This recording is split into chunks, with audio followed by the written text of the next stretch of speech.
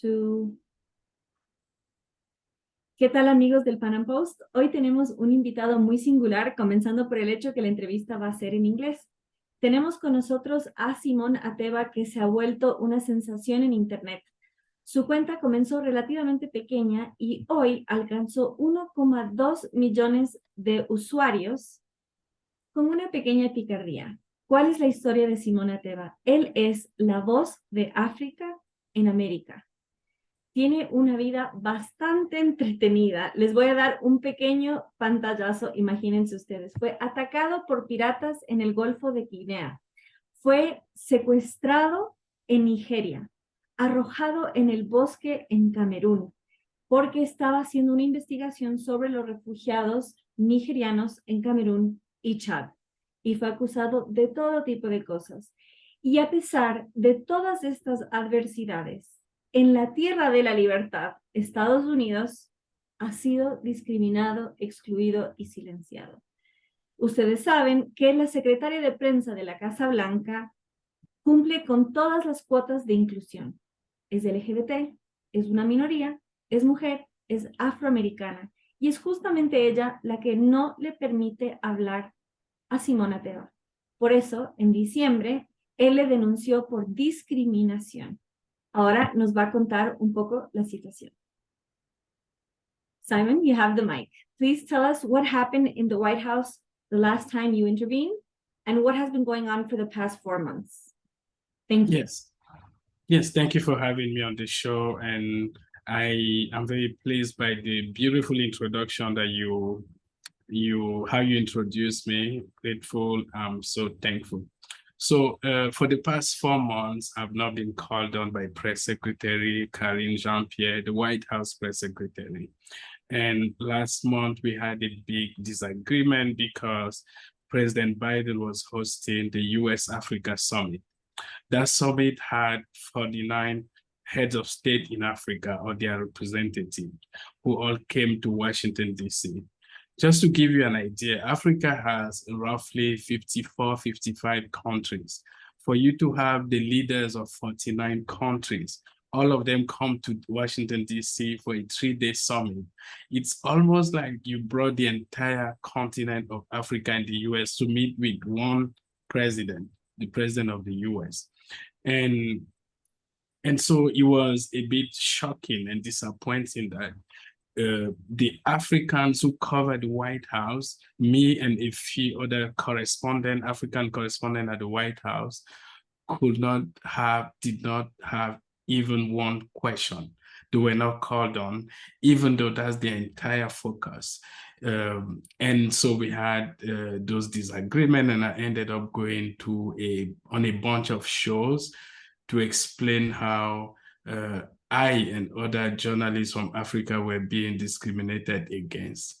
And so that's what we faced in the Biden White House. And what has been surprising is the fact that, the press secretary, she's Black. She's a woman, so she understands how hard it is to break even in the society. She's also a member of the LGBTQ community. And so she should understand what it is to fight for equality, justice, acceptance, and everything. And she's discriminating against us again, people who are Black, who are also from Africa. And so I've always in the news because I keep, explaining to the people that it's not right to discriminate against us because we come from Africa, because we sound different, because we have a different line of questioning. And that is actually sad because right now, China is expanding in Africa, Russia is expanding in Africa, and both of them are spreading disinformation and misinformation against the US. And our publication, Today News Africa, on todaynewsafrica.com, focuses on strengthening ties between the US and Africa through the publication of accurate and relevant information. And so we would think that the White House will help us because we have the same goal, to strengthen ties between the US and Africa by giving people the best information to take the best decision. And we do that because we believe in free market, we believe in democracy, we believe in most of the things that the US believe in, and we believe that that partnership between the US and Africa is important. But in that same White House, where President Biden says that he's for the little guy, where he talks about racial justice, like today he gave a speech today, and then he gave another speech yesterday because of Martin Luther King Day. You know, Martin Luther King was born on the 15th of January, 1929. He will have been 94 years old yesterday. And every third Monday of January is a public federal holiday in the US. And so President Biden traveled to his church in Atlanta yesterday to talk about the journey so far and what it still remains. But as I was watching it, and I see how they discriminate against me at the same White House, it was almost like the height of hypocrisy, you know, seeing, you know, this guy talks about how we need to help Black. And I'm right there at the White House, right there in your house, right where you are the president. And I can't have a question when you're interviewing, when you're receiving 50 African leaders in DC, and then now you're talking about racial equity. I mean, it was hard for me to swallow, right? Seeing the whole hypocrisy, and it was really hard. Wow. And speaking of which, when he was at this Baptist church, if I'm not mistaken, which was where Martin Luther King Jr. spoke, and he was a minister, Biden mentioned the fact that he's a practicing Catholic, and that he went to a Black church in his hometown in Delaware. And this brings us to a new question. Well, we know Biden has had a lot of problem with the bishops because of his position on abortion. Yeah. Doesn't like that word very much, which actually makes someone excommunicated from the Catholic Church, quote unquote. So this is interesting because sadly, we've seen that there is a very strong persecution against Catholic Nigerians, and you yourself have been kidnapped and dropped in the woods for studying and investigating what happens with Nigerian refugees in Cameroon and Chad. So when there was this summit of African nations in Washington, there was a protest because of the religious persecution. And for the past 2 years, the Catholic News Agency reported that Washington has failed to list Nigeria among the list of concerning countries of religious persecution. As someone who has lived on the ground, the exile of these people, do you see that Washington's ignoring not only the press, but also the oppressed? Yeah, so during the US-Africa Summit, the president of Nigeria, who is on his last term, he's leaving office next year, he came to power in 2015. And so when he came to power in 2015, the first place he visited in the US was the US Institute of Peace. And so now that he's leaving power, after the US-Africa Summit, he came to have an interview at the US Institute of Peace for the last time as the Nigerian president. And while he was there, a protest broke out. Someone, you know, rose from her seat and said that, you know, he needed to, you know, pay attention to the persecution of Christians in Nigeria, where many are being killed, including priests who are being killed. The president of Nigeria sees it as not a religious issue, and Washington has not done much.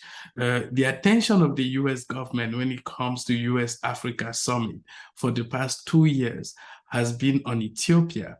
But even in Ethiopia, where, especially in Tigray, where a war has killed more than 500 or 600,000 people, I was at a protest at the White House on Friday where people from Tigray came to say that the Biden administration has not done much, have not given them enough resources the same way they did to Ukraine, which is a country in Europe where most people are white and they are not Black.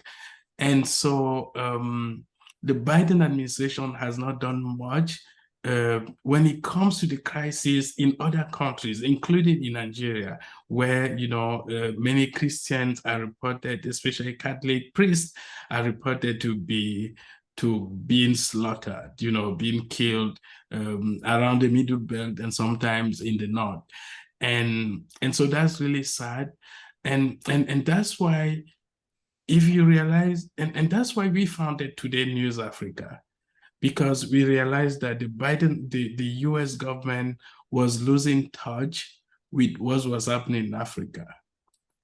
That's why when the war in Ukraine started last February, there was a vote at the at the United Nations. And the US was surprised to learn that a lot of African countries did not actually go against Russia the way they expected it. As a result, in August last year, the US government now unveiled a new policy for Africa in South Africa.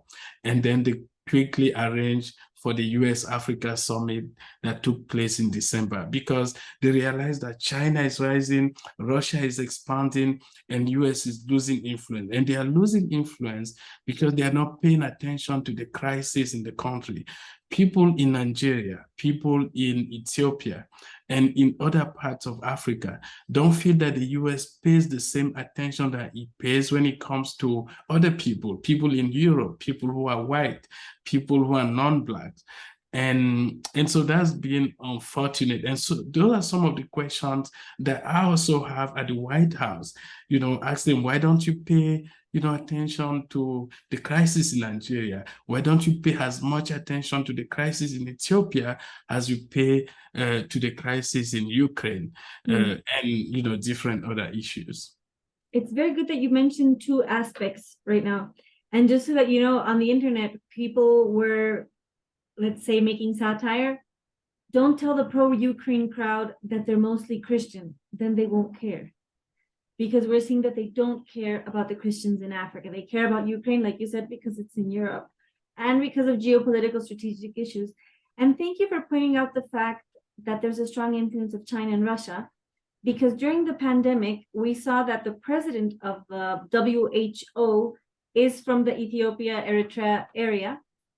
And this region is known as the China Gateway into Africa and its sphere of influence. And we've seen how much that influence affects how the whole situation has been treated, precisely because of how much China silenced the first outbreak and then the influence, Taiwan, etc. Now, because Taiwan hasn't even been allowed to be acknowledged because of China's influence. So thank you for giving us this scope of what's happening in Africa, how there's a lack of influence due to lack of interest. And in that sense, since the White House press secretary hasn't let you speak, if you had the chance, what would you ask? And as your final words, what would you tell our audience? Thank you. Okay, so the first thing I will ask is about immigration. In this country right now, I love all immigrants. I love Black, white, brown people, and I'm an immigrant in the US, and I believe that everyone should be treated with dignity, love, and respect, no matter where they come from, their gender, their sexual orientation, what they look like, what they sound like, what type the color of their eyes or their hair. And as Dr. King said, that people should not be judged by the color of their skin, but by the content of their character. But at the same time, while I like the fact that people are coming to the US, but we also realize that Africans, for instance, are not allowed to participate in the immigration process in the US. It's so hard for Africans to get visas. It's so hard for Africans who are here to even apply for immigration. Some of them wait for 6 years and 10 years, and their papers are always last. And so I was going to ask the press secretary, how does it make sense that the people who do the right thing, who apply for immigration, for asylum, for instance, the right way, are treated last? How do you explain it to them? Why are Africans not allowed to participate also in the immigration process? And also, I was going to ask about why is it that the US is not paying the same attention to, the crisis in Africa, the way they do when those crises have to do with Europe? And finally, one key question. A few days before October 29, 2022, US intelligence agencies sent alerts to Nigeria and South Africa, and they told them that a bomb attack was going to take place either in Nigeria, Abuja, or in South Africa on October 29.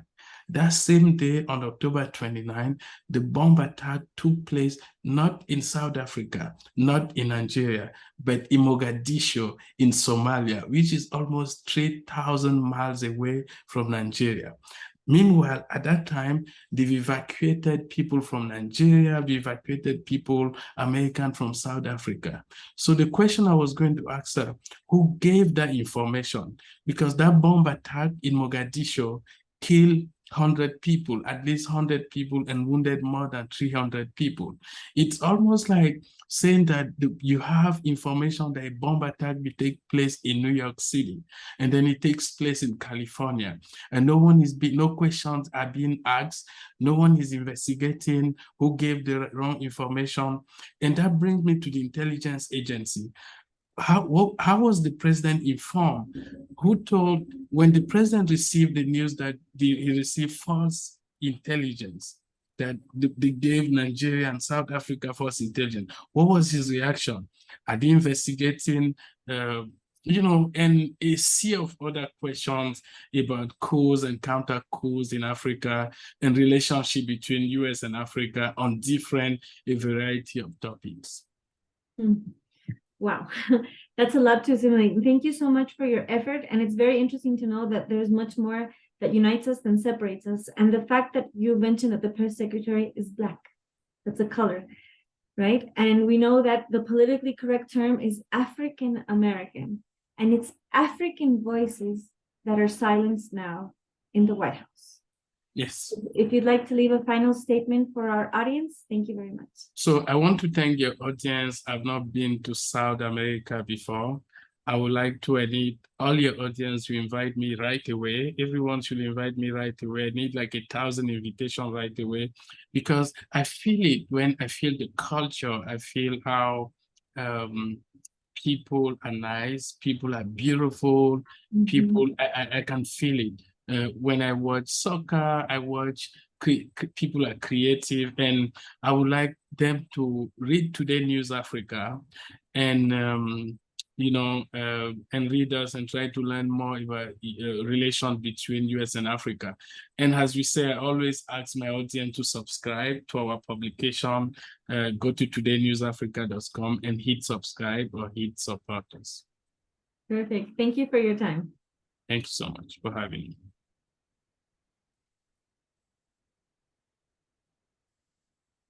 Stop.